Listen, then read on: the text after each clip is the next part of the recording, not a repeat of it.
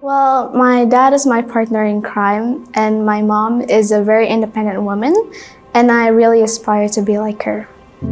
Aku melihat papa itu sebagai seorang pemimpin keluarga sekaligus my personal hero. Dan aku juga ngelihat dia sebagai temanku pas aku lagi butuh teman bicara. Dan aku ngelihat mama juga orang yang sangat kuat. Dia ngelakuin banyak pekerjaan di rumah. Dan aku jujur lebih banyak ngobrol sama mama, aku lebih terbuka dan aku lebih suka curhat sama mama. Jadi technically mama itu teman curhatku. Jadi menurut aku, Mami adalah satu orang yang diberikan oleh Tuhan supaya bisa mendidik saya dari kecil hingga besar.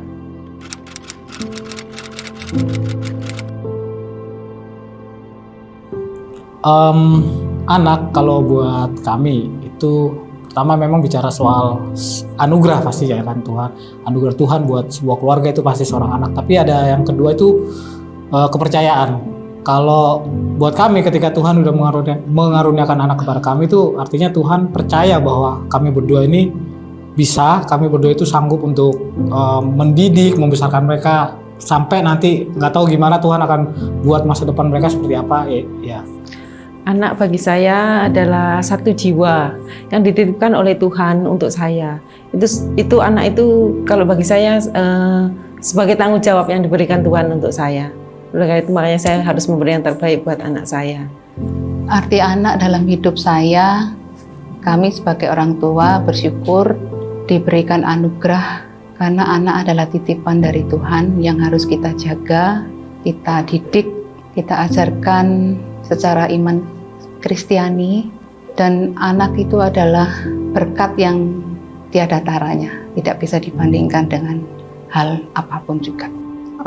Anak mungkin kalau buat saya pribadi ya, walaupun memang dalam konteks rumah tangga, tapi lebih melihat kayak ini sebuah jawaban doa. Anak hadir karena permohonan doa orang tua kepada Tuhan. Betul. Dan Tuhan menjawab itu dengan memberikan anak-anak bagi kami sebagai orang tua.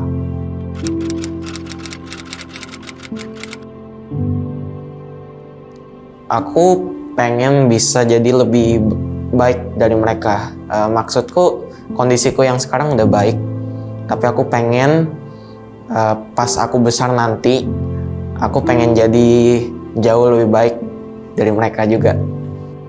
Jadi yang mau aku lakukan untuk membahagiakan Mami adalah menjadi orang yang sukses di masa depan dan bisa merawat hingga akhir hayatnya. Jadi, aku ingin menjadi anak yang independen dan tidak menyusahkan orang tua, dan juga hidup di dalam firman Tuhan.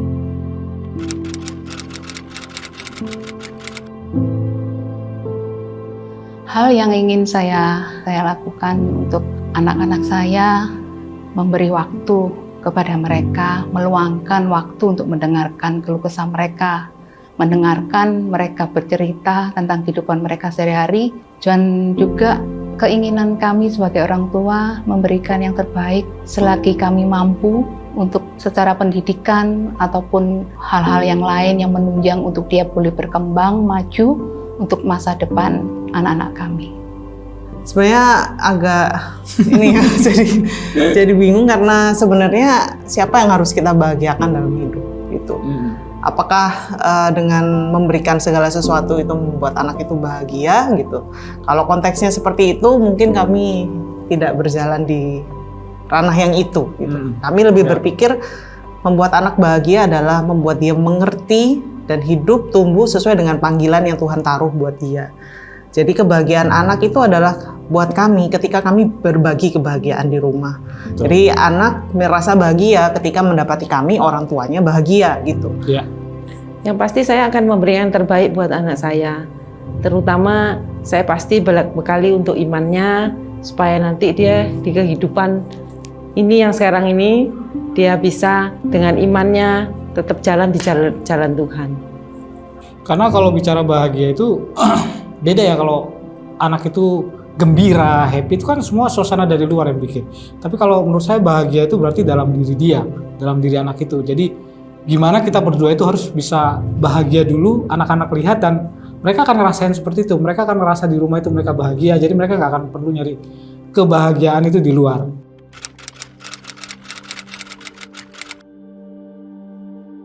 Jadi hal yang saya sesali sebagai anak adalah saya belum bisa membanggakan orang tua. Tapi saya akan terus berusaha setiap hari dan tetap berdoa kepada Tuhan untuk meminta pertolongan agar di masa depan saya bisa menjadi orang sukses. Aku jarang bilang thank you dan I love you ke mama papa. Hal yang aku sesali itu not being able to communicate very well and not being able to say enough thank you, sorries, and I love yous.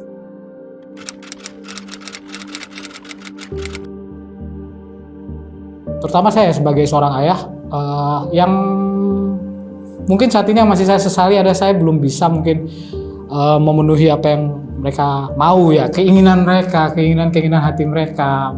Pak, aku pengen ini, aku pengen itu, atau aku pengen karena lihat sesuatu dia pengen beli atau apa, itu belum bisa karena secara finansial pastinya kami saat ini masih belum bisa untuk memenuhi seperti itu. Yang bisa kita berikan ya sesuai dengan apa yang kita mampu, dan sekaligus kita ngajarin ke mereka bahwa kamu menginginkan sesuatu belum tentu kamu bisa dapat, dan itu nggak apa-apa kok, nggak masalah buat dia. Dia harus bisa menerima ketika apa yang dia inginkan itu nggak dia dapatin. Nah, sebetulnya itu pelajaran bagus, tapi di satu sisi itu membuat saya sebagai ayah itu kayak aduh, aku kok belum bisa ngasih anak-anakku kayak gini gitu loh. Hal yang paling kami sesali sebagai orang tua kadangkala karena terlalu sibuk dengan segala pekerjaan kami, jadi waktu banyak yang terbuang. Jadi waktu cepat berlalu dari pagi sampai sore kita kerja. Mungkin waktu-waktu masa lalu yang terutama saya pribadi banyak hal yang hilang. Jadi waktu yang sangat berharga perkembangan anak-anak kami itu kami sempat tidak mengikuti secara baik. Jadi kami tidak mau mengulangi hal tersebut, dan kami juga sarankan kepada orang tua yang lain juga luangkanlah waktu mereka ingin didengarkan, luangkanlah waktu mereka ingin dipuji atau disemangati ataupun didukung dalam segala hal keputusan yang dia ambil, baik dalam sekolah maupun dalam pergaulan maupun dalam cita-cita mereka untuk meraihnya. Yang saya sesali sebagai orang tua, ya saya belum bisa memberi yang terbaik pastinya. Tapi saya setiap hari saya akan berusaha memberi yang terbaik buat anak saya. Kalau saya mungkin sebagai ibu tuh kan lebih memang lebih banyak interaksinya dengan anak-anak. Pasti yang kalau boleh disesali adalah setiap kata-kata yang sia-sia gitu yang keluar. Kalau ibu kan cenderung lebih ngomel gitu ya. Lebih ngomel. Nah itu kadang-kadang pengendalian diri gitu. Kadang-kadang keluar lah kalimat-kalimat yang seperti taburan yang buruk untuk mereka gitu. Untuk mereka secara emosional, secara gambar diri dan lain sebagainya. Itu sih yang saya sesali. Tapi saya bersyukur karena sebagaimana Bapak di surga juga begitu terhadap kami gitu. Jadi kayak Bapak itu murah hati dan mau memberikan pengampunan. Saya juga belajar untuk sebagaimana anak ya, saya juga minta maaf sama mereka kalau memang ada yang salah. Berharap sih itu bukan sesuatu yang tertinggal gitu di dalam mental mereka. Kadang-kadang kita keceplosan marahin dia. Karena gitu salah satunya kami sepakat untuk anak-anak harus melihat bahwa orang tuanya itu bukan superhero. Jadi orang tuanya juga punya kelemahan. Kalau misalnya kami salah, kami berbuat salah ya, itu kami jelaskan bahwa oh ini loh ternyata tuh tidak mudah ya untuk menguasai diri, menguasai emosi. Itu sih yang masih saya sesali sampai sekarang. Semoga sih dengan anak-anak makin besar makin berkurang. Yang bikin tahu. Gitu sih.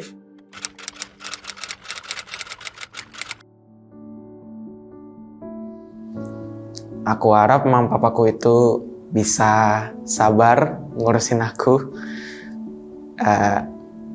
dan jangan suka marah-marah. Jadi harapan aku untuk Mami adalah supaya Mami bisa selalu sehat terus dan bisa nemenin aku sampai tua. Semoga Mami dan Papi bisa berkomunikasi dan mendengarkan aku lebih lagi.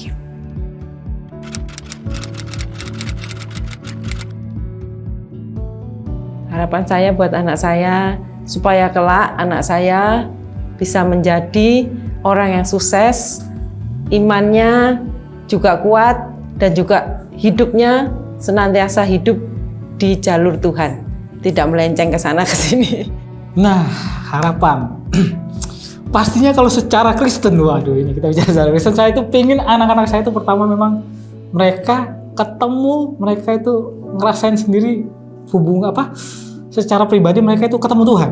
Seperti waktu dulu saya rasain ketemu Tuhan. Jadi ketika dia udah ketemu itu pasti itu nggak perlu kita ya kita akan tetap didik, tapi dia tuh pasti akan lebih enak jalannya. Bukan berarti jalannya akan lebih baik, lebih mulus, nggak, karena dia akan ngerasa gini, dia akan ngerasa ada sesuatu yang di luar, yang istilahnya Tuhan yang maha besar itu ada selalu sama dia ketika dia benar-benar udah ketemu sama Tuhan. Nah ini yang saya berharap kedepannya anak-anak itu bisa langsung secara personal, bisa langsung ketemu sama Tuhan. Harapan saya sih nggak terlalu muluk-muluk ya buat anak-anak saya. Yang penting anak-anak saya tetap di dalam Tuhan. Di masa muda mereka harus dekat dengan Tuhan, harus mengenal Tuhan secara pribadi. Jadi waktu nanti ke depan dia menghadapi masalah dalam segala aspek kehidupan dia, mungkin dalam sekolah atau pekerjaan nanti, mungkin dalam nanti Tuhan percayakan untuk berumah tangga, mereka tidak akan bingung untuk mencari jawaban, karena jawaban hanya ada di dalam Tuhan. Dan kami sebisa mungkin belajar untuk terus mengajarkan anak-anak kami supaya terus selalu melibatkan Tuhan di dalam segala hal, di dalam kehidupan mereka. Jangan banyak menuntut kepada anak, karena anak generasi kita sudah berbeda, cara berpikir mereka juga sudah berbeda dengan generasi kita. Dan kita mau, anak-anak kita mau, anak-anak sekarang ini mau didengarkan, mau disupport untuk kedepannya, dan percaya bahwa dia sanggup, dia bisa melakukan segala dengan keputusannya dia bisa bertanggung jawab itu. Sepakatnya sih kami begitu ya, kami pengennya anak-anak itu langsung dapat gitu destiny. Tuhan kan pasti punya destiny buat kita masing-masing, termasuk anak-anak. Karena anak-anak itu bukan hasil rancangan orang tua gitu. Betul. Kami sepakat untuk bersama menyepakati bahwa anak itu adalah punya Tuhan. Mereka punya masa depannya sendiri. Betul. Dan satu yang kami harap ke mereka dengan usia mereka yang bertambah besar, masuk usia remaja ini juga kami selalu sampaikan ya, cari Tuhan, ketemu Tuhan, jalan sama Tuhan. Jadi supaya memotong waktu sia-sia yang terbuang, seperti mungkin dulu kami orang tua gitu ya, banyak buang waktu sia-sia kesana kesini, coba sana sini. Nah itu yang kami harapkan. Harapan terbesar anak-anak itu bisa sesegera mungkin langsung ketemu Tuhan, tahu destiny Tuhan dalam kehidupan mereka apa. Jadi masa depannya mereka itu memang benar-benar on track gitu. On track sama maunya Tuhan. Iya, betul.